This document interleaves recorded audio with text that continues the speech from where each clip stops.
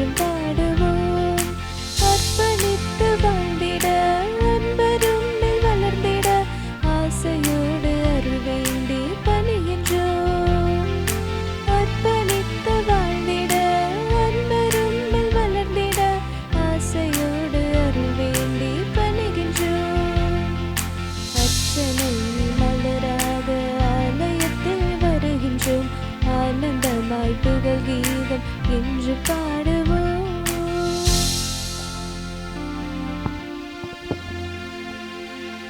தந்தை மகன் தூயாவியாரின் பெயராலே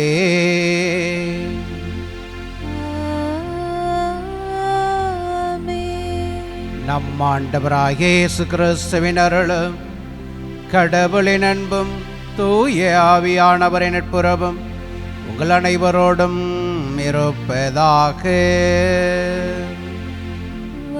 ஆன்மாவோடும் இருப்பதாக. கிறிஸ்து இயேசுவில் பிரியமான சகோதர சகோதரிகளே, அன்பான பிள்ளைகளே, உங்கள் அனைவருக்கும் இயேசுவின் நாமத்தில் என்னுடைய இனிமையான வணக்கங்களை தெரிவித்துக் கொள்கிறேன். ஆண்டவர் இயேசுனுடைய அருட்கொடையானது நம்பிக்கை வாழ்விலே நமக்கு கொடுக்கப்படுகிற ஆசிராக இன்றைய வழிபாடு நமக்கு சொல்லுகிறது. நம்பிக்கை வாழ்வினுடைய ஆசிர் என்பது நமது நற்பயணங்களால் விளைவதாக, நற்செயல்களால், நல்ல சிந்தனையால், நல்வாழ்வினால் விளைவதாக இறையியலார்கள் கூறுகிறார்கள். ஆண்டவர் இயேசுனுடைய ஆசிர் என்பது அருள்வாழ்விற்கான தேடலின் உச்சமாக இருக்கிறது. அந்த தேடல்தான் இந்த நற்கருணை பலியின் வழியாக ஆண்டவரை நாம் கண்டுகொள்வது. ஆண்டவரை நாம் கண்டுகொள்ளுகிற போது ஆனந்தமடைகிறோம். அந்த ஆனந்தம் ஆசிராக மாறும் என்ற சிந்தனையோடு இந்த திருப்பலியிலே நாம் பங்கெடுப்போம். அன்புமிக்க சகோதர சகோதரிகளே, தூய மறை நிகழ்வுகளை கொண்டாட நாம் தகுதி பெறும் பொருட்டு நம் பாவங்களை ஏற்றுக்கொள்வோம். எல்லாமல்ல இறைவனிடமும் சகோதர சகோதரிகளே, உங்களிடமும் நான் பாவியனை ஏற்றுக்கொள்கிறேன். ஏனெனில் என் சிந்தனையாலும் சொல்லாலும் செயலாலும் கடமையில் தவறியதாலும் பாவங்கள் பல செய்தேன்.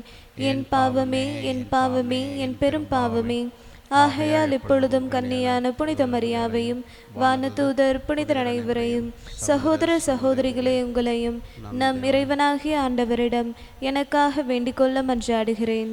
எல்லாம் வல்ல இறைவன் நம்மீது இரக்கம் வைத்து நம் பாவங்களை மன்னித்து நம்மை நிலையான வாழ்வுக்கு அழைத்து செல்வாராக. ஆமென்.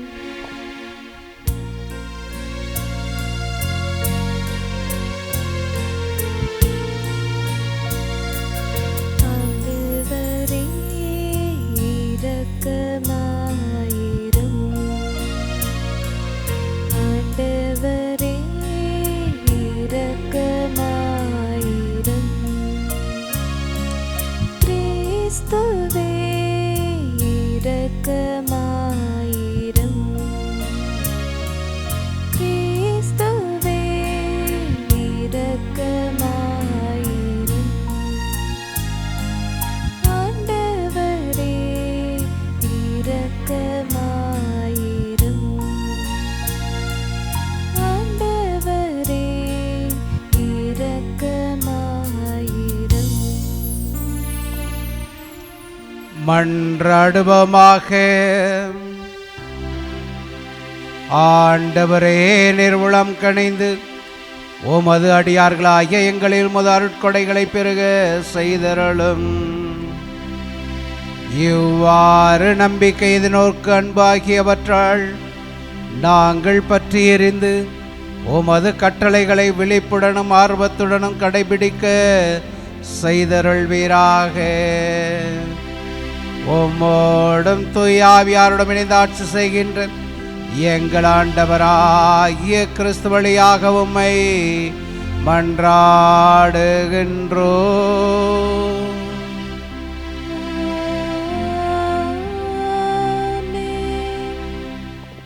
முதல் வாசகம். நான் உங்களுக்காக வானத்திலிருந்து அப்பத்தை பொழிய போகிறேன். விடுதலை பயண நூலிலிருந்து வாசகம். அதிகாரம் 16, இறைவசனங்கள் 1-5 மற்றும் 9-15 முடிய. அந்நாள்களில் இஸ்ரேல் மக்களின் கூட்டமைப்பினர் அனைவரும் ஏலிமிலிருந்து புறப்பட்டு ஏலிம், சீனாய் இவற்றிற்கு இடையேயுள்ள சீன் பாலை நிலத்தை வந்தடைந்தனர். இவர்கள் எகிப்து நாட்டினின்று வெளியேறி வந்த 2ஆம் மாதம் 15ஆம் நாள் அது. இஸ்ரேல் மக்கள் கூட்டமைப்பினர் அனைவரும் அந்த பாலை நிலத்தில் மோசேக்கும் ஆரோனுக்கும் எதிராக முறுமுறுத்தனர். இஸ்ரேல் மக்கள் அவர்களை நோக்கி, இறைச்சி பாத்திரத்தின் அருகில் அமர்ந்து அப்பம் உண்டு நிறைவடைந்து, எகிப்து நாட்டிலேயே ஆண்டவர் கையால் நாங்கள் இறந்திருந்தால் எத்துணை நலமாய் இருந்திருக்கும். ஆனால் இந்த சபையினர் அனைவரும் பசியால் மாண்டு போகவோ இப்பாலை நிலத்திற்குள் நீங்கள் எங்களை கூட்டிக் கொண்டு வந்திருக்கிறீர்கள் என்றனர். அப்போது ஆண்டவர் மோசேயை நோக்கி, இதோ பார், நான் உங்களுக்காக வானத்திலிருந்து அப்பத்தை பொழிய போகிறேன். மக்கள் வெளியே போய் தேவையானதை அன்றன்று சேகரித்து கொள்ள வேண்டும். என் கட்டளைப்படி நடப்பார்களா இல்லையா என்பதை நான் இவ்வாறு சோதித்தறிய போகிறேன். ஆனால் 6ஆம் நாளில் நாள்தோறும் அவர்கள் சேகரித்து வந்ததை விட 2 மடங்கு சேகரித்து தயாரித்து வைத்து கொள்ள வேண்டும் என்றார். மோசே ஆரோனிடம், நீர் இஸ்ரேல் மக்கள் கூட்டமைப்பு முழுவதையும் நோக்கி ஆண்டவர் திருமுன் அணுகி செல்லுங்கள், ஏனெனில் அவர் உங்கள் முறுமுறுப்புகளை கேட்டுள்ளார் என்று சொல்லும் என்றார். அவ்வாறே ஆரோனும் இஸ்ரேல் மக்கள் கூட்டமைப்பு முழுவதையும் நோக்கி பேசிக்கொண்டிருக்கையில் அவர்கள் பாலை நில பக்கமாக திரும்பினார்கள். அப்போது ஆண்டவரின் மாட்சி மேகத்தில் தோன்றியது. ஆண்டவர் மோசேயை நோக்கி, இஸ்ரேல் மக்களின் முறையீடுகளை நான் கேட்டுள்ளேன். நீ அவர்களிடம், மாலையில் நீங்கள் இறைச்சி உண்ணலாம், காலையில் அப்பம் உண்டு நிறைவடையலாம், நானே உங்கள் கடவுளாகிய ஆண்டவர் என்பதை இதனால் நீங்கள் உணர்ந்து கொள்வீர்கள் என்று சொல் என்றார். மாலையில் காடைகள் பறந்து வந்து கூடாரங்களை மூடிக்கொண்டன. காலையில் பனிப்படலம் கூடாரத்தை சுற்றி படிந்திருந்தது. பனிப்படலம் மறைந்தபோது பாலை நில பரப்பின் மேல் மென்மையான தட்டையான மெல்லிய உறைபனி போன்ற சிறிய பொருள் காணப்பட்டது. இஸ்ரேல் மக்கள் அதை பார்த்துவிட்டு ஒருவரை ஒருவர் நோக்கி மன்னா என்றனர். ஏனெனில் அது என்ன என்று அவர்களுக்கு தெரியவில்லை. அப்போது மோசே அவர்களை நோக்கி, ஆண்டவர் உங்களுக்கு உணவாக தந்த அப்பம் இதுவே என்றார். ஆண்டவரின் அருள்வாக்கு. இறைவனுக்கு நன்றி. பதிலுரை பாடல் பல்லவி. ஆண்டவர் அவர்களுக்கு வானத்து உணவை வழங்கினார்.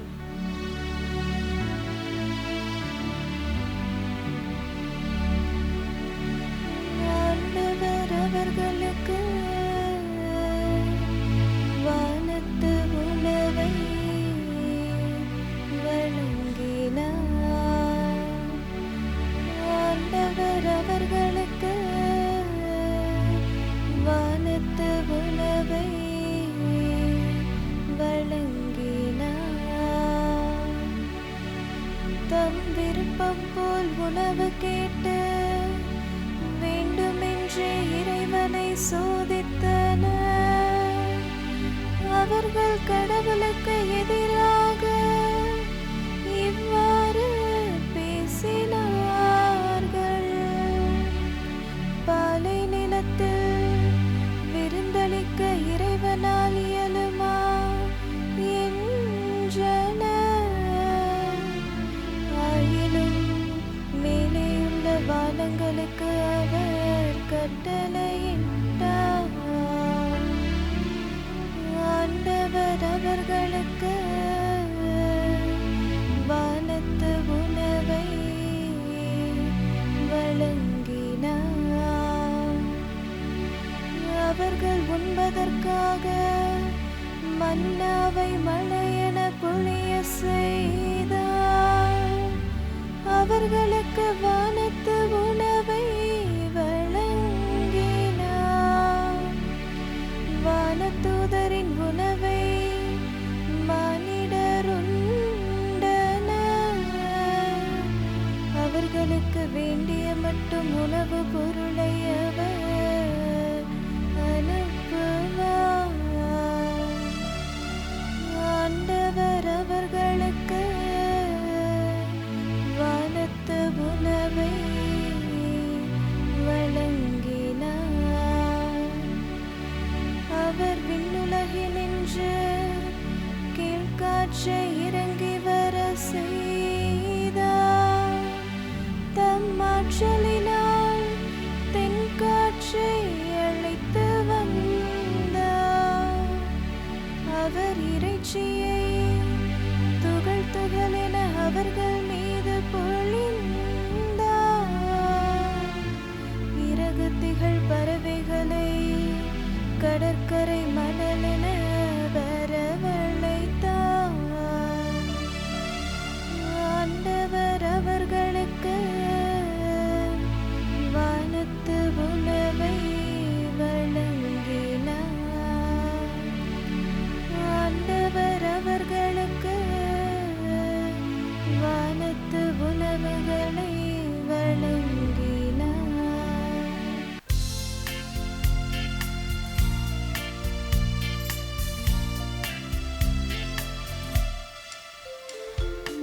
அல்லேலூயா, அல்லேலூயா, அல்லேலூயா, அல்லேலூயா, அல்லேலூயா, அல்லேலூயா, அல்லேலூயா, அல்லேலூயா.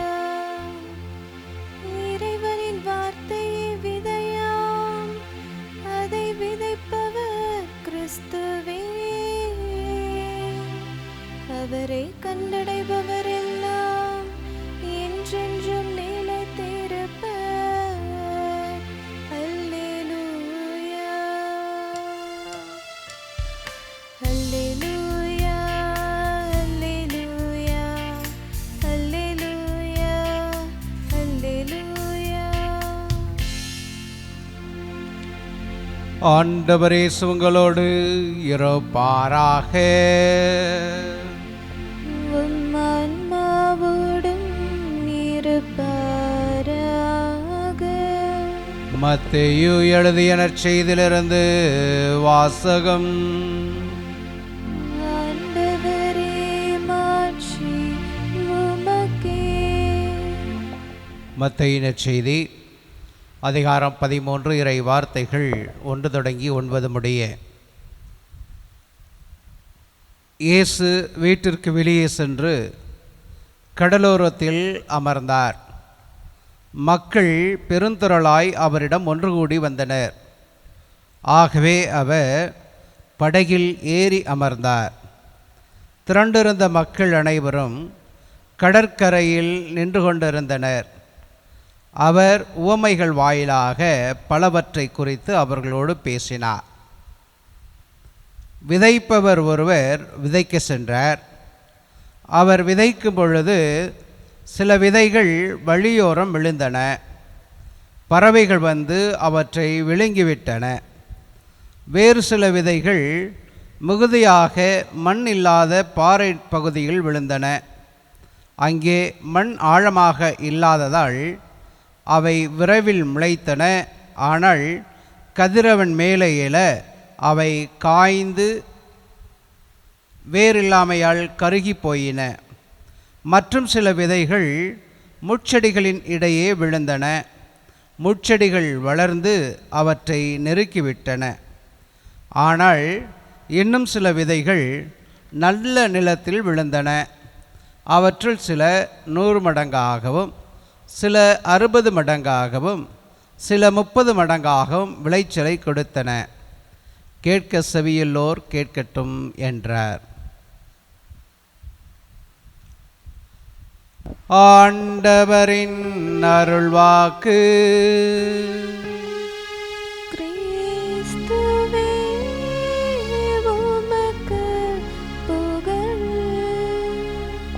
கிறிஸ்தேசுவில் பிரியமான சகோதர சகோதரி அன்பான பிள்ளைகளே, இந்த வருடம் 2025 யூபிலி ஆண்டை திரு அவை கொண்டாடி மகிழ்ந்து கொண்டிருக்கிறது.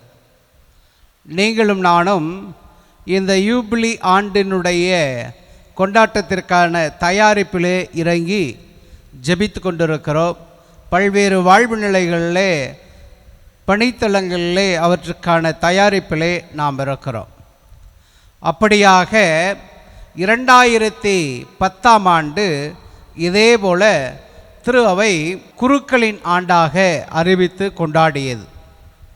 அந்த குருக்களின் ஆண்டின் நிறைவாக நமது திருச்சி மறை மாவட்டத்தினுடைய குருக்கள் எல்லாம் சுற்றுலா செல்லலாம் என்று நினைத்து மலேசியாவிற்கு அப்போதைய முதன்மை குரு அருட்தந்தை தாமஸ் பால்சாமி அவர்களுடைய தலைமையில் மலேசியா சிங்கப்பூர் சுற்றுப்பயணம் சென்றிருந்தோம்.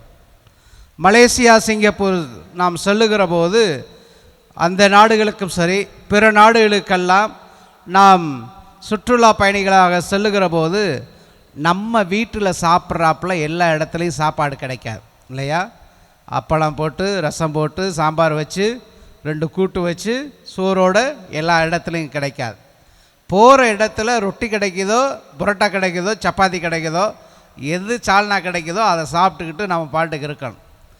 ஆனால் மலேசியாவில் நாங்கள் எல்லாம் குருக்கள் எல்லாம் போய் தங்கி இருந்த அந்த ஜென்டிங் ஹைலேண்ட்ஸ் என்ற அழைக்கப்பட்ட பிரம்மாண்டமான ஹோட்டலில் செல்ஃப் சர்வீஸோட 3 நிலையும் உணவு கொடுத்தாங்க.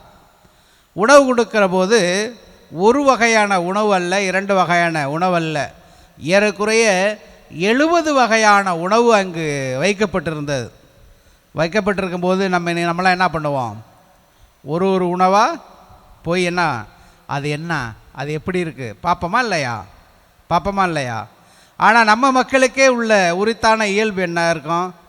எவ்வளவு தான் வகை வகையாக கறி மீன் வச்சாலும், பழங்கள் வச்சுருந்தாலும் பிளேட்டை தூக்கிட்டு எங்கே போவோம்? நேராக சோறு, சாம்பார், ரசம், அப்பளம் இல்லையா? அப்படி தான் குருக்களில் பெரும்பான்மையோர் போனாங்க. நானும் என்னுடைய நண்பர் குருவும் அதை பார்த்துட்டு, நம்ம ஊரில் தான் சோறு சாப்பாடு சாப்பிட்றீங்க, இங்கே வந்து அதை திங்கிறீங்க, மற்றதை சாப்பிடுங்க அப்படின்னு போய் அவங்கள கிண்டல் பண்ணிகிட்டு இருந்தோம். அது என்ன அப்படின்னு பார்க்கறது கூட பல நேரங்களில் நமக்கு மனம் இல்லை. நமது மனம் எதற்கு பழக்கப்பட்டிருக்கிறதோ அதற்குத்தான் நம்முடைய உள்ளம் தேடுகிறது என்பதை நாம் புரிந்து கொள்ளுகிறோம். அப்படி தான் இஸ்ரேல் மக்களுடைய வாழ்விலும் நடந்தது. தொடக்க நூலில் நீங்கள் முதல் அதிகாரம் 2ஆம் அதிகாரத்தில் நீங்கள் எடுத்து பார்த்தீங்கன்னா படைப்பினுடைய வரலாறு நமக்கு கொடுக்கப்பட்டு இருக்கிறது. கடவுள் ஒவ்வொரு நாளும் ஒவ்வொரு படைப்பை படைத்தார். 6 நாட்களுக்கு படைத்தார், 7ஆம் நாள் ஓய்ந்திருந்தாள் என்பது விவிலியத்திலே நாம் வாசிக்கின்ற அந்த படைப்பினுடைய வரலாறு சொல்லுகிறது. அப்படி ஒவ்வொரு நாளும் ஒவ்வொன்றையும் படைத்த இறைவன் முடிவாக மனிதனை எந்த உருவிலை படைத்தார்? தம் உருவிலும் தம் சாயலும் உண்டாக்கினார். 2ஆவது அதிகாரம் 26லேருந்து 29 வரை நீங்கள் எடுத்து பார்த்தீங்கன்னா, மனிதனை நம் உருவிலும் நம் சாயலிலும் உருவாக்குவோம் என்று சொல்லிய கடவுள் மனிதனை தம் உருவிலும் தம் சாயலிலும் உருவாக்கினார். அப்படி தான் உருவாக்கினார். அதற்கு முன்பதாக வான்கோள்களை படைத்திருக்கிறார், பகல் இரவை உண்டாக்கியிருக்கிறார், வானத்து நட்சத்திரங்களை உண்டாக்கியிருக்கிறார், கடல்வாழ் விலங்கினங்களை உண்டாக்கினார், மரம் செடிகளை உண்டாக்கினார், வானத்து பறவைகளை உண்டாக்கினார் என்று ஒவ்வொன்றாக அடுக்கி கொண்டு வருகிற போது ஒவ்வொரு நாள் படைப்பினுடைய செயல் முடிந்த பிறகு அதை என்ன பண்ணுவாராம்? கடவுள் அதை உற்று பார்ப்பாராம், திரும்பி பார்த்து என்ன கண்டார்? நல்லதென கண்டார் அப்படின்னு. நீங்கள்லாம் கண்ணாடி பார்த்துருக்கிறீங்களா? கண்ணாடி வேலைக்கு போகிறதுக்கு முன்னாடி நீங்கள் காலைல கிளம்புறீங்க தானே? கிளம்பி வீட்டை விட்டு வெளியே வர முன்னாடி நம்ம என்ன பண்ணுவோம்? கடைசியாக என்ன பண்ணுவோம்? கண்ணாடி முன்னாடி நின்று எண்ணெய் தேய்ச்சி, தலைவாரி, பவுடர் அடித்து, பொட்டு வச்சு எல்லாம் அழகுபடுத்திக்கிட்டு வருவோம். எவ்வளவு நேரம் நீங்கள் கண்ணாடி பார்ப்பீங்க? 10 நிமிஷம்? 10 நிமிஷம் உங்களுக்கு? 20 நிமிஷம்? அதுக்கு குறைச்சி தான் பார்ப்பீங்களா? அப்படியா? ஒரு 10 நிமிஷம் 5 நிமிஷம் அவங்களுக்கு. எதுவரை நீங்கள் கண்ணாடி பார்ப்பீங்கன்னா, அந்த கண்ணாடியில் பார்க்குற போது உங்களுக்கே நீங்கள் அழகாக தெரிகிற வரை இல்லையா? சாரு நாளை ஒரு 2 நிமிஷம் கண்ணாடி பார்ப்போமா சார்? நீங்கள் கண்ணாடி பார்ப்பீங்களா? 2 நிமிஷம், 2 நிமிஷத்தில் நாளாக ஒரு 2 நிமிஷம் தான். இந்த வழுக்க தலைக்கு இந்த நரைச்ச முடிக்கு என்ன அதை இருக்குது, ஒரு 2 நிமிஷம் அப்படி பார்த்துட்டு வந்துட வேண்டாதான். அதே போல் எப்போ நமக்கு நாம் அழகாக தெரிகிறோமோ அப்போ தான், அப்பா இப்போ நான் வெளியே போனால் மக்களுக்கு நான் அழகாக தெரிவேன், என்னை பார்க்குறவங்க அழகான பெண் அழகான ஆண் என்று எனது அழகை பிரமிப்பார்கள். நமக்கே எப்படி எப்போ நமக்கு உள்ளம் நிறைவடைகிறதோ அப்போது தான் கண்ணாடி முன்னாடி இருந்து நம்ம வெளியில் வருவோம். அப்படி தான் கடவுள் அனைத்தையும் படைத்தார். கடவுள் வல்லமை உள்ளவர். அவரை திரும்பி கூட பார்க்க தேவையில்லை. தான் படைத்ததை, கடவுளே நல்லவர், அவர் உயர்ந்தவர், படைப்பாற்றல் உள்ளவர். படைக்கிற எதுவுமே சாதாரணமாக படைப்பாரா? சும்மா போன உப்புக்கு சப்பானியை படைப்பாரா? எதுவுமே அப்படியெல்லாம் படைக்க மாட்டார். சிறந்ததை தான் கடவுள் கொடுப்பார். சாதாரண நம்ம வீட்டில் பிள்ளைகளை நம்ம வளர்க்கிற போது என்ன பண்ணுறோம், உணவு ஊட்டுகிற போது உணவை எடுத்து பிள்ளைகள் விழுங்குகிற வகையில் அதை நல்லா நொறுக்கி நல்லா பிள்ளைங்கள் நல்லா சாப்பிடக்கூடிய வகையில் வாயில் வைக்கிறோம் இல்லையா? சாதாரண மனிதர்கள் நம்மளை ஆங்கிலத்தில் சொன்னாங்க ஃப்ரஜாயில், நம்ம உடையக்கூடியவர்கள், பாவத்திற்குள்ள உட்பட்டவர்கள். நம்மளே அப்படி நினைக்கும் போது கடவுள் உலகத்தை படைக்கிற போது முதலாக ஒன்று படைக்கிறார். படைக்கின்ற போது நல்லதென்ன தானே படைச்சிருப்பார். அவர் படைச்சதையே அவர் ஒரு ஆய்வுக்கு உட்படுத்துகிறார். அந்த ஆய்வில் என்ன சொல்லுகிறது, ஆண்டவருடைய படைப்பு நல்லா இருக்கு இல்லையா? Very good. பள்ளிக்கூடங்கள் எல்லாம் மாணவருடைய பரீட்சை பேப்பரை திருத்துகிற போது ஆசிரியர்கள் என்ன சொன்னாங்க, குட் வெரி குட் போடுறாங்களே. அப்போ குட் வெரி குட்டாக ஆண்டவர் அவருடைய படைப்பை பார்க்குறார். அப்படி பார்க்குற படைத்திருக்கிற அந்த படைப்பை கூட நீங்கள் ஆதாமை படைத்த உடனே அவனுடைய செயல்பாடுகளை விவிலியத்தில் நீங்கள் பார்த்தீங்கன்னா இருக்கும், ஆதாம் எல்லாத்தையும் ஆர்வத்தோடு பார்ப்பானான். நீங்கள் ஒரு படம் விவிலியம் பைபிள் அப்படிங்கிற ஒரு படத்தை நீங்கள் யூடியூப்லலாம் இருக்குது, போட்டு பார்த்தீங்கன்னா அந்த நிகழ்வு வரும், படைப்பு நிகழ்வுலாம் வரும். மனிதனை ஆதாமை கடவுள் படைத்திருப்பார். படைத்து அவருடைய ஏவாளை படைக்கிறதுக்கு முன்பாக கடவுள் மட்டும் இருப்பார், ஆதாம் மட்டும் இருப்பான். ஆதாம் என்ன பண்ணுவான், அவனை போன்று ஒன்றுமே பார்க்க மாட்டான். எல்லாமே சிங்கம் வேற மாட்டா இருக்கும், புலி வேற மாட்டா இருக்கும், ஒட்டகம் வேற மாட்டா இருக்கும், யானை வேற மாட்டா இருக்கும், மரங்கள் வேறு வகையான மரங்கள் இருக்கும், பறவைகள் பல்வேறு வகையான பறவைகள் இருக்கும். அதையெல்லாம் உத்து ஓடி பார்ப்பான், தொட்டு பார்ப்பான். என்ன இது இப்படி இருக்குது, என்ன இப்படி இருக்குது. சில நேரங்களில் ஆச்சரியப்படுவான், சில நேரங்களில் அச்சமும் படுவான். அப்படி அதை தொட்டு பார்த்து அவன் களைத்து போய் வருவான். களைத்து போய் இருக்கும்போது அவனுக்குள்ள ஒரு உள்ளம் என்ன சொல்ல அப்படின்னா, எல்லாம் வேறு வகையில் இருக்குது. சிலதை பார்க்கும்போது ஆசையாக இருக்குது, சில இதை பார்க்கும்போது அச்சமாக இருக்குது, சிலது இனிப்பாக இருக்குது, சிலது கசப்பாக இருக்குது, சிலது உயரமாக இருக்குது, சில குள்ளமாக இருக்கிறது, சிலது பறந்து போகுது, சிலது ஊர்ந்து போகுது. ஆனால் ஒன்று கூட என்ன மாட்டமே இல்லையே. கடவுள் பார்த்து படைச்சதை ஆதாம் எப்படி பார்க்குறான், என்ன மாட்டமே இல்லையேன்னு பார்க்குறான். அப்போ அவனுக்கு ஒரு ஆர்வம் இருக்குது. ஒன்றொன்றை பார்க்கிற போது இது என்னென்ன கேள்வி. சின்ன பிள்ளைகள்லாம் நம்ம வச்சுக்கிட்டு இப்போ நமக்கு பறவைகள் சரணாலயம் போகிறோம், இல்லை ஒரு முக்கம்புக்கு போகிறோம், இல்லை வண்ணத்து பூச்சி பூங்காவுக்கு திருச்சியில் குழந்தைகளை கூட்டி போகிறோம். ஒன்றொன்றையும் பார்க்குற போது குழந்தைகள் என்ன கேட்பாங்க, அம்மா அது என்ன, அப்பா அது என்ன, தாத்தா அது என்ன, பாட்டி அது என்ன அப்படின்னு கேட்டுக்கிட்டே இருப்பாங்க. அவர்கள் புரிந்து கொள்ளுகிற வரை கேட்டுக்கிட்டே இருப்பாங்க. அப்படி தான் அந்த படைப்பு நிகழ்வுள்ள அந்த படத்தில் அருமையாக காட்டப்படுகிறது. ஆதாம் புரிந்து கொள்ளுகிற வரை அது என்ன என்று ஆச்சரியத்தோடு கேள்விக்குறியோடு அதை பார்ப்பதும் கேட்பதுமாக இருந்து கொண்டிருப்பான்.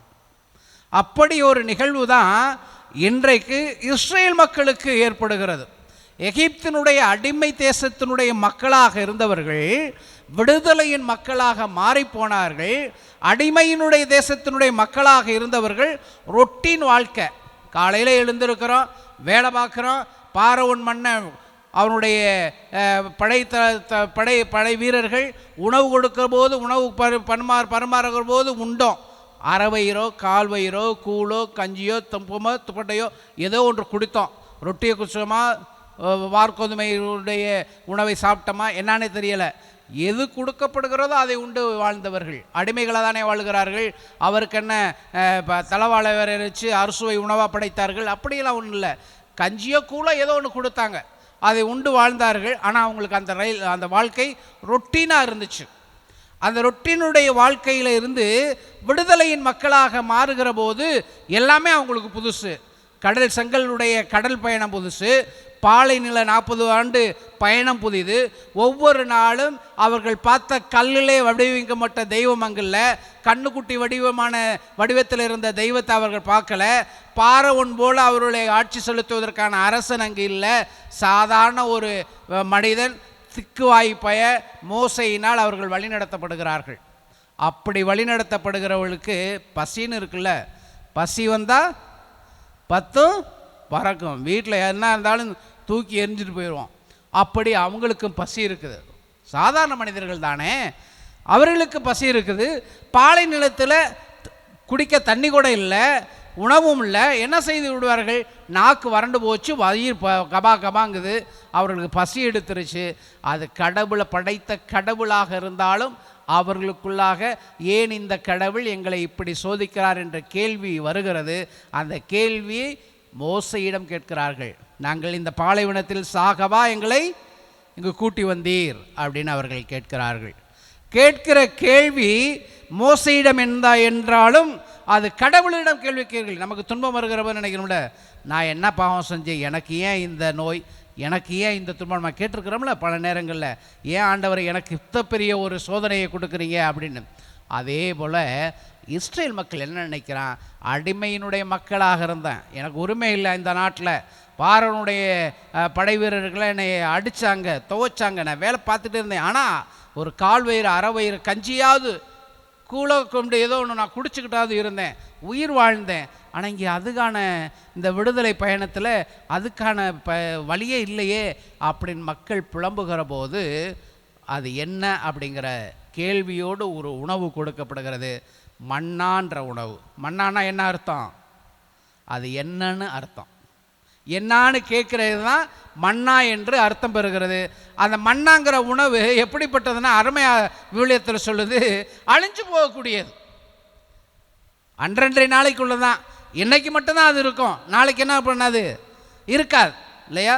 நம்ம தண்ணி ஊற்றி துணியை வச்சு மூடி நாளைக்கு தயிர் மோரையும் போட்டு உப்பு மிளகா வச்சு சாப்பிடுவோம், ஊறுகாய் தொட்டு சாப்பிடுவோம்லாம் அவங்க சேமிக்கலாம் வைக்க முடியாது. ஃப்ரிட்ஜில் தூக்கி போட்டு சட்னி வைக்கிறாப்புல இட்லி மாவு வைக்கிறாப்புல வச்சுட்டு நாளைக்கு சாப்பிடலாம், அதெல்லாம் முடியாது. கடவுள் அவர்கள் கொடுக்கிறது அன்றன்றைக்கு உள்ள உணவு. கர்த்தர் கற்பித்த ஜெபத்தில் சொல்கிறோம்ல, அன்றாட உணவை எங்களுக்கு இன்று தாரும். அதை தான் கடவுள் எக்ஸாக்டாக கொடுக்குறார். உனக்கு தேவையானதை கடவுள் அறிந்திருக்கிறார் இல்லையா? உனக்கு தேவையானதை என்ன என்று கடவுள் அறிந்திருக்கிறார். இஸ்ரேல் மக்களுக்கு அன்றைக்கு என்ன தேவையோ அதை கொடுக்கிறார், அவ்வளோதான். இதற்கு மேலாக நீ செல்வம் சேர்க்க வேண்டாம் இல்லையா? செல்வம் சேர்த்து விட்டு எனக்கு இவ்வளவு கோதுமையை தன்னுடைய களஞ்சியத்தில் சேர்த்து விட்டு உறங்க போகிறவன்ட்ட சொன்னானே, அறிவிலியே இன்றிரவே உனது உயிர் எடுக்கப்படும்னா இந்த சேர்த்து வைக்கிற செல்வம்லாம் நாளைக்கு யாருக்கு ஆகும் அப்படின்னு கேட்குறார்களே, அதே போல் ஒரு கேள்வியை செல்வத்தை கொடுப்பதற்கு முன்பதாக அவரிடம் கொடுக்கப்படுகிறது. இந்த உணவு கொடுக்கப்பட போகிறது, மன்னாங்கிற உணவை நான் உங்களுக்கு கொடுக்க போகிறேன், ஆனால் அதை சேர்த்து வைக்க வேண்டாம்.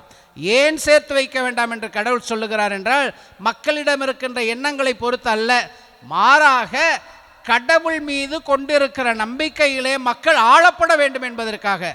இன்றைக்கி உணவு கொடுத்துட்டாரு கடவுள், அது இன்றைக்கி நான் உணவு வேண்டியதெல்லாம் சேர்த்து வச்சுட்டு நாளையிலேருந்து எனக்கு கடவுள் தேவையில்லை அப்படின்னு மக்கள் வாழ்ந்து விடக்கூடாது என்பதற்காக ஒவ்வொரு நாளும் கடவுளுடைய அருள்நிலை வாழ்விலே இவர்கள் இணைந்திருக்க வேண்டும் என்பதை வலியுறுத்துவதற்காகத்தான் கடவுள் அன்றைக்கு உணவை அவர்கள் கொடுப்பதாக வாக்களிக்கிறார்.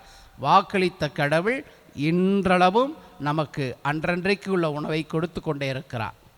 இதான் உறுதியாக கடவுளுடைய ப்ராமிஸ், இதான் கடவுளுடைய சத்தியமாகவே நான் பார்க்கிறோம். கடவுளுடைய இறைப்பிரசனம் மக்களுக்கு எதை குடிக்கிறது என்று பார்க்கிற போது, என்றைக்கு உணவில்லாமல் யாரையும் விட்டவர் அல்ல. ஏதோ ஒரு மனிதன் வழியாக, ஏதோ ஒரு அமைப்பின் வழியாக, பெற்றோருடைய கடின உழைப்பின் வழியாக, சிறிய சேமிப்பின் வழியாக அன்றன்றைக்கு உள்ள உணவை மக்களுக்கு கொடுத்து கொண்டே இருக்கிறது. அது திருவையும் அரசும் உறுதி செய்து கொண்டே இருக்கிறது.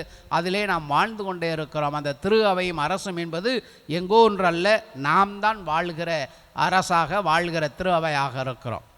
அப்படிப்பட்ட ஒரு நிலையை தான் இன்றைய முதல் வாசகம் நமக்கு சொல்லுகிறது. இரண்டாம் வாசகம் பார்க்கிற போது உவமை சொல்லப்படுகிறது. நிலத்தில் விதைக்கின்ற விதையினுடைய உவமையை கடவுள் எங்கே சொல்கிறாரு? கடற்கரையில் சொல்கிறார்.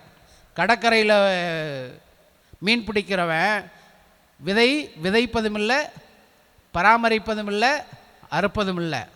விதைக்காமையே உணவை அறுவடை செய்கிறவர் இல்லையா? மீன் யாராவது வாங்கி வளர்க்குறாங்களா கடலில்? இல்லை. அவர்கள் கடலில் போய் கடின உழைப்பினால் மீன்பாட்டை பெற்று வருகிறார்கள். அவர்களிடம் போய் இந்த கதையை சொல்லுகிறார் கடவுள். ஏன் அப்படின்னு நம்ம ஒரு கேள்வி கேட்டோம்னா, விதையை பற்றி அவனுக்கு தெரியாது, பாறை நிலமை பற்றி தெரியாது, முட்செடிகள் நடுவே இருக்கிற விதையை பற்றி தெரியாது, வறண்ட பூமியில் இருக்கிற விதையை பற்றி அவருக்கு தெரியாது. ஆனால் அவர்களிடம் சொல்லப்படுகிறது இந்த நிகழ்வு உவமையானது. ஏன் சொல்லப்படுகிறது என்று பார்க்கிற போது இறை வார்த்தையினுடைய தன்மை, மனிதனுடைய உளப்பாங்கை இது எடுத்து காட்டுகிறது. இந்த விதையானது இறை அரசனுடைய தன்மையையும், இந்த நிலமானது மனிதனுடைய உளப்பாங்கையும் எடுத்துக்காட்டுவதாக இருக்கிறது. இதில் கூறப்படுகிற அந்த விளைச்சல் என்பது கடவுளுக்கு மனிதன் தன்னை ஒப்புக்கொடுக்கிற மனநிலையை குறிக்கின்றது. அந்த ஒப்புக்கொடுக்கிற மனநிலை 100 மடங்காக, 60 மடங்காக, 30 மடங்காக மனிதன் தனது வாழ்வு நிலைக்கு ஏற்றவாறு கடவுளிடம் தன்னை ஒப்புக்கொடுக்கிறான் என்ற செய்தியை தான் இன்றைய நற்செய்தி சொல்லுகிறது. நீங்களும் நானும் இன்றைய வாசகங்களுக்கு செவிமடுத்திருக்கிறோம். எந்த வாழ்வு நிலையிலே கடவுளோடு நம்ம இணைத்து கொள்ளுகிறோம் என்று சிந்திப்போம். அந்த இணைத்து கொள்ளுகிற போது பேரமைதி, பேரின்பம், பெரிய ஆசை நமக்கு கிடைக்கிறது என்ற சிந்தனையோடு தொடர்ந்து இந்த திருப்பலியிலே பங்கெடுப்போம். ஆமென்.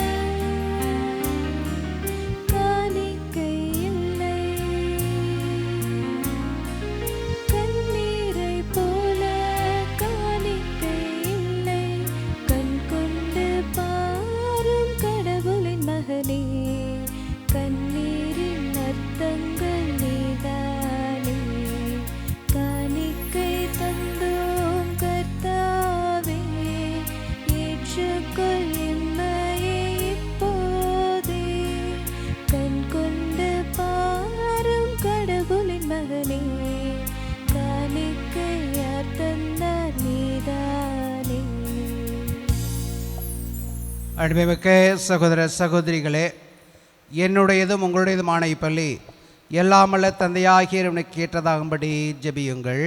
ஆண்டவர் தமது பெயரின் புகழ்ச்சிக்காகவும் மாட்சிக்காகவும் நமது நன்மைக்காகவும் புனித திரு அவை அனைத்து நலனுக்காகவும் உமது கையிலிருந்து இப்பலியை ஏற்றுக்கொள்வாராக.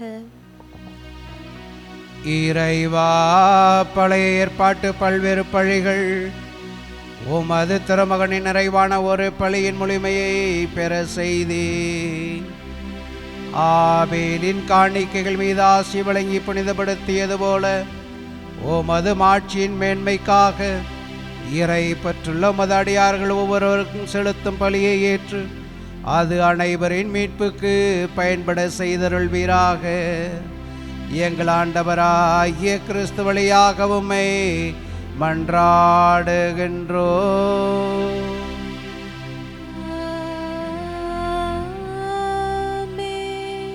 ஆண்டவர் உங்களோடு இருப்பாராக.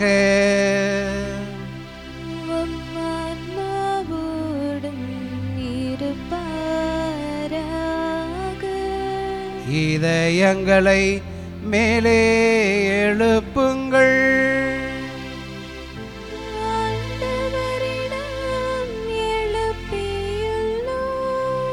நம் இறைவனாகிய ஆண்டவருக்கு நன்றி கூறுவோம். தகுதியும் நீதியும் ஆண்டவரே, தூயவரான தந்தையே, என்றுமுள்ள எல்லாம் வல்ல இறைவா, எந்நாளும் எவ்விடத்தில் நாங்கள் உமக்கு நன்றி செலுத்துவது மெய்யாகவே தகுதியும் நீதியுமாகும், எங்கள் கடமையும் மீட்புக்குரிய செயலுமாகும். ஏனெனில் எங்கள் புகழுரை உமக்கு தேவை என்று, ஆயினும் நாங்கள் உமக்கு நன்றி செலுத்துவது உமது அருட்கொடையாலேயே. நாங்கள் உம்மை புகழ்ந்துரைப்பது உமது ஆட்சியை மிகுதிப்படுத்தாது எனினும் எங்கள் ஆண்டவராகிய கிறிஸ்து வழியாக நாங்கள் மீட்படைய பயன்படுகிறது. ஆகவே வானதூதத்திரளோடு ஒன்று சேர்ந்து நாங்களும் உம்மை புகழ்ந்தேத்தி மகிழ்ச்சியுடன் அறிக்கையிட்டு சொல்வதாவது: தூயவர், தூயவர், தூயவர், வான்படைகளின் கடவுளாம் ஆண்டவர். விண்ணகமும் மன்னகமும் உமது மாட்சியால் நிறைந்துள்ளன. உன்னதங்களிலே ஓசன்னா. ஆண்டவர் பெயரால் வருகிறவர் ஆசீர் பெற்றவர். உன்னதங்களிலே ஓசன்னா. ஆண்டவரே, நீர் மெய்யாகவே தூயவர், தூய்மை அனைத்துக்கும் ஒற்று. ஆகவே உம்முடைய ஆவியை பொழிந்து இக்காணிக்கைகளை தூய்மைப்படுத்த உம்மை வேண்டுகிறோம். இவ்வாறு எங்கள் ஆண்டவராகிய இயேசு கிறிஸ்துவின் உடலும் இரத்தமுமாக எங்களுக்கு இவை மாறுவனவாக. அவர் பாடுபட உளம் கனிந்து தம்மை கையளித்த போது அப்பத்தை எடுத்து நன்றி செலுத்தி அதை பிட்டு தம் சீடருக்கு அளித்து அவர் கூறியதாவது: அனைவரும் இதிலிருந்து பெற்று உண்ணுங்கள், ஏனெனில் இது உங்களுக்காக கையளிக்கப்படும் என் உடல்.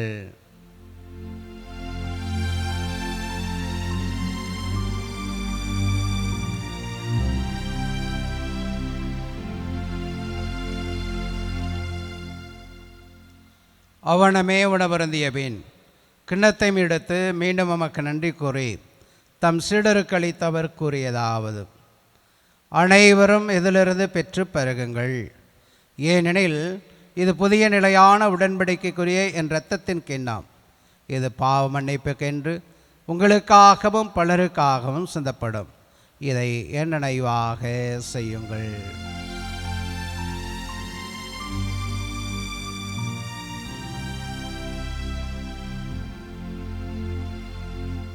நம்பிக்கையின் மறைபொருள். ஆண்டவரே, நீர் வருமளவும் உமது இறப்பினை அறிக்கையிடுகின்றோம், உமது உயிர்ப்பினையும் எடுத்துரைக்கின்றோம். ஆகவே ஆண்டவரே, நாங்கள் கிறிஸ்துவின் இறப்பினையும் உயிர்ப்பினையும் நினைவு கூர்ந்து வாழ்விதரும் அப்பத்தையும் மீட்பளிக்கும் கணத்தையும் ஒப்புக் கொடுக்கிறோம். உம் திருமண் என்று ஊழியம் புரிய தகுந்தவர்கள் என எங்களை ஏற்றுக்கொண்டே, எனவே உமக்கு நன்றி செலுத்துகிறோம். மேலும் கிறிஸ்துவின் உடலிலும் இரத்தத்திலும் பங்கு கொள்ளும் எங்களை தூய ஆவியார் ஒன்று சேர்க்க வேண்டுமென உம்மை தாழ்மையுடன் மன்றாடுகிறோம். ஆண்டவரே, உலகெங்கும் பரவியிருக்கும் அது திரு அவையை நினைவு கூர்ந்தருளும். எங்கள் திருத்தந்தை லியோ, எங்கள் ஆயர் ஆரோக்கியராஜ், எல்லா திருநிலையினர், எங்கள் ஒரே குடும்பமாக கூடி ஜெபிக்கிற உமது அன்பான பிள்ளைகள் ஆகிய அனைவரோடும் உமது திரு அவை அன்பில் நிறைவேற செய்திருளும். உயிர்த்தலும் எதிர்நோக்கோடு தொழில்களும் எங்கள் சகோதர சகோதரிகளையும் இறந்தோர் அனைவரையும் இரக்கத்துடன் நினைவு கூர்ந்து உமது திருமுக ஒளியினுள் ஏற்றருளும். எங்கள் அனைவரும் மீதும் இரக்கமாயிரும். கடவுளின் கன்னித்தான புனித மரியா, அவருடைய கணவரான புனித யோசேப்பு, புனித திருத்துதர்கள், புனித அன்னை தெரசாள், இவ்வுலகில் உமக்கு சொந்தவராய் இருந்தோராகிய புனிதர் அனைவருடனும் நாங்கள் நிலையான வாழ்வில் பங்கு கொள்ளும் தகுதி பெற்று உமது திருமகன் இயேசு கிறிஸ்து வழியாக உம்மை புகழ்ந்தேத்து மரம் அருள உம்மை மன்றாடுகிறோம்.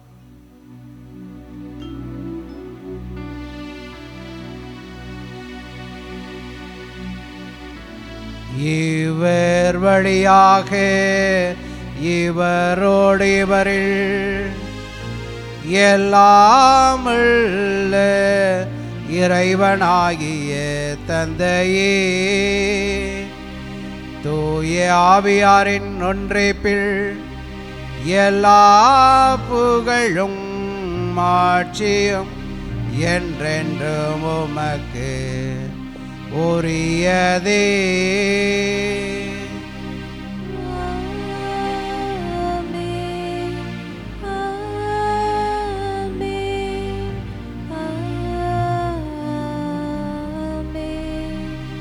அனைவரும் எழுந்து நின்று ஆண்டவர் இயேசு நமக்கு கற்பித்தவாறு ஜெபிப்போம். விண்ணுலகில் இருக்கிற எங்கள் தந்தையே, உமது பெயர் தூயது என போற்ற பெறுக. உமது ஆட்சி வருக. உமது திருவுளம் விண்ணுலகில் நிறைவேறுவது போல மண்ணுலகிலும் நிறைவேறுக. எங்கள் அன்றாட உணவை இன்று எங்களுக்கு தாரும்.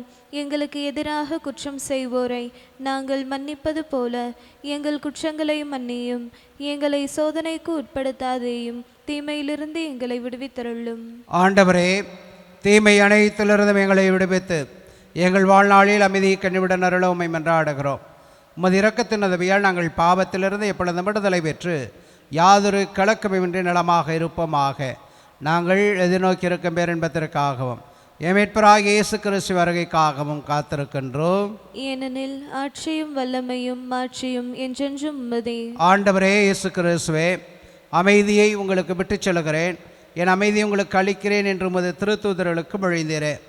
எங்கள் பாவங்களை பாராமல் உமது திரு அவையின் நம்பிக்கையை கண்ணோக்கி உமது திருவுளத்திற்கு ஏற்பதற்கு அமைதியும் ஒற்றுமையும் அளித்தருள்வீராக. என்றென்று வாழ்ந்து ஆட்சி செய்கின்றவர் நீரே. ஆமென். ஆண்டவருடைய அமைதி உங்களோடு இன்றும் இருப்பதாக. உம் ஆன்மாவோடும் இருப்பதாக. ஒருவருக்கொருவர் இயேசு தரும் அமைதியை அறிவித்துக் கொள்வோம்.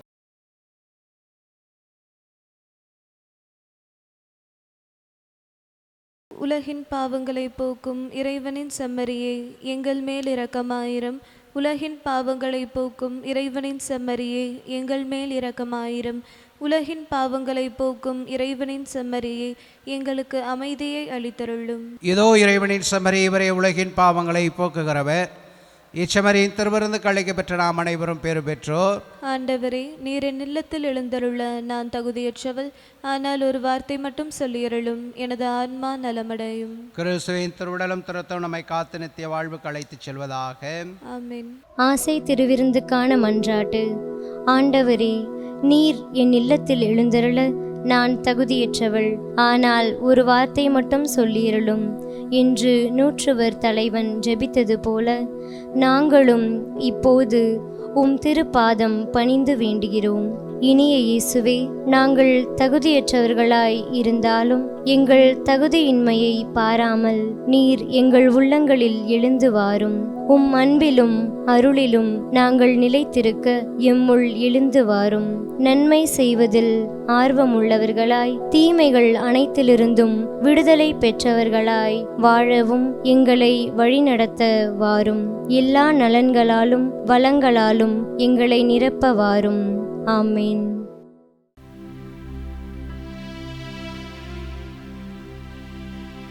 நன்றியோடு மன்றாடுவோமாக. ஆண்டவரே, விண்ணக மறைநிகழ்வுகளால் நீர் நிறைவு செய்த மது மக்களுடன் கனிவாய் தங்கியிருக்க உம்மை வேண்டுகிறோம். பழைய நினைவின் வாழ்வில் புதிய நிலைக்கு நாங்கள் கடந்து செல்ல செய்வீராக. எங்கள் ஆண்டவராகிய கிறிஸ்து வழியாக உம்மை மன்றாடுகின்றோம்.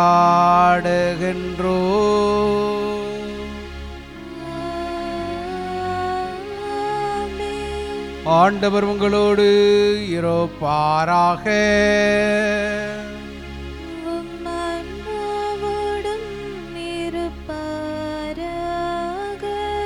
எல்லாம் அல்ல இறைவன் தந்தை, மகன், தூயாவியார் நம் அனைவரையும் நிறைவாக ஆசீர்வதிப்பாராக.